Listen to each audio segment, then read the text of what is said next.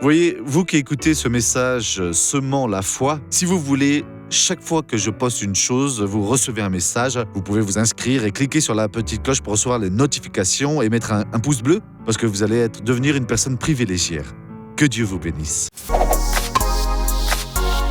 Mes amis, je voudrais parler avec vous aujourd'hui au sujet de Jésus qui entre dans le temple à Jérusalem. Jean a écrit dans le 2e chapitre, dans le verset 13, la chose suivante: la Pâque des Juifs était proche et Jésus monta à Jérusalem.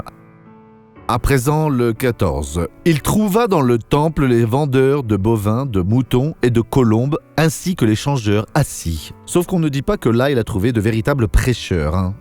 Des gens qui étaient en train de prêcher contre le péché, mais des gens qui étaient en train de vendre. Si nous ne faisons pas alors bien attention, demain, alors l'œuvre de Dieu peut être de cette manière-là, juste un intérêt matériel.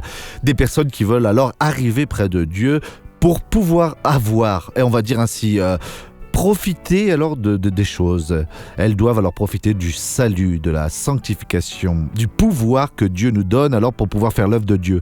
Celle-là, c'est la vraie œuvre de Dieu. Et qui recherche le Seigneur va recevoir alors ce pouvoir. Et on va maintenant voir une personne qui donne son témoignage et je reviens après. Et donc mon bras sortait de la clavicule. Même quand j'étais en train de conduire, ça arrivait. Je ne pouvais pas lever les deux ensemble et fermer ainsi. À présent, j'y parviens. Eh bien, vous êtes guéri pour toujours Gloire maintenant, au nom de Jésus. Je reviens pour prier pour vous. Mon Père, aide cette personne à se libérer des traquenards diaboliques et aussi humains qui font alors que la personne voit dans l'œuvre de Dieu, oh mon Dieu, une chose qui n'est pas de ta volonté.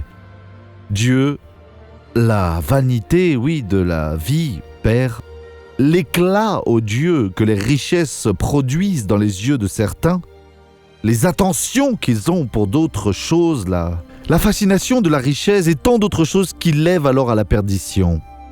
Mon Dieu, libère cette personne à présent. Donne-lui le vrai sentiment alors qu'il y a eu dans le Seigneur Jésus pour ta gloire. Et alors, vous êtes tous bénis.